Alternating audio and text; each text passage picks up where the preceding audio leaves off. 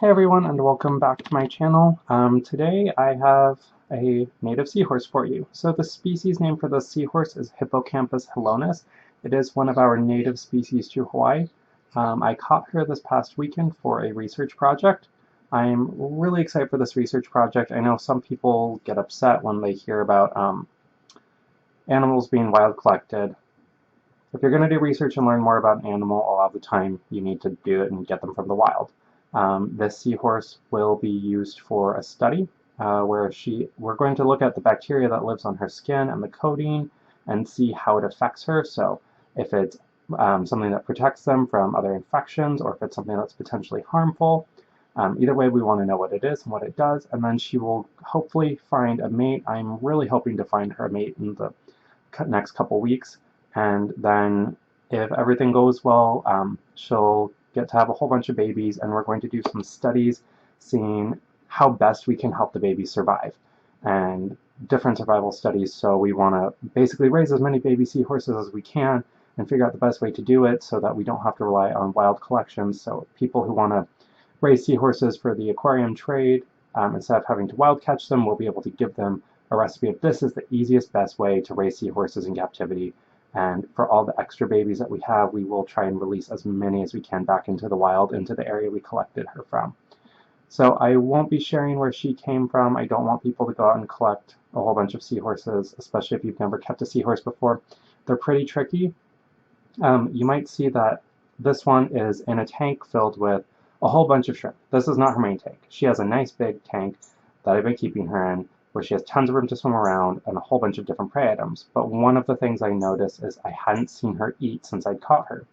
And so I had offered her a whole bunch of different live food types, and she had not eaten them from what I could see. So one of the things I gave her was Artemia, which is brine shrimp.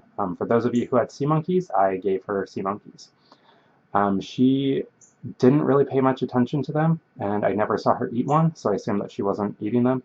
I also offered her some amphipods, which are some little marine invertebrates. They're little crustaceans. They look kind of like weird tube-like shrimp. The amphipods I don't think were big enough or moving the right way to actually interest her, so I didn't see her eat those either. And I had put a whole bunch of these shrimp, like you see here, these ghost shrimp in the tank with her, and I saw her act predatorily towards them, but she didn't actually strike them from what I could see. So how I know that she's acting predatorily towards something is you can see that a seahorse's head is usually kept at a 45-degree angle to the body. So if I turn here in profile, this is usually how a seahorse's head is oriented. Now, if she's interested in actively looking at something, she'll lift her chin up and lean towards it as she hunts it. So you can see that she's doing a little bit of that now. That's not her acting predatorily, that's her trying to figure out why she's in such a small tank. The reason I put her in this tank with all of these different ghost shrimp is because I wanted to figure out what size prey item she could eat. So prey item is just whatever food she is eating at what size, and I had seen her act predatorily towards these larger shrimp but not actually be able to consume them. So I went out today, picked through a whole bunch of seaweed, caught a whole bunch of live shrimp for her, and then put them all in the tank. And earlier I was watching her to see which ones she was striking at and which ones she was successfully eating. And she is actually eating a lot of the smaller shrimp, which is great. I'm so happy that she's eating, and she actually pooped already. I know it sounds weird, but seahorses have a really high metabolic rate, and being able to see her poop tells me that she is eating well and that she's eating actively. And so, I don't know if you want to see seahorse poop, but there's a little orange pellet there at the bottom that one of the shrimp just poked, and that is her poop. So I saw her poop. That means she was already eating before I fed her. That's awesome news. I now know what size shrimp I need to be catching to feed her. So it looks like I will be spending my weekend catching a whole bunch of shrimp for seahorse food.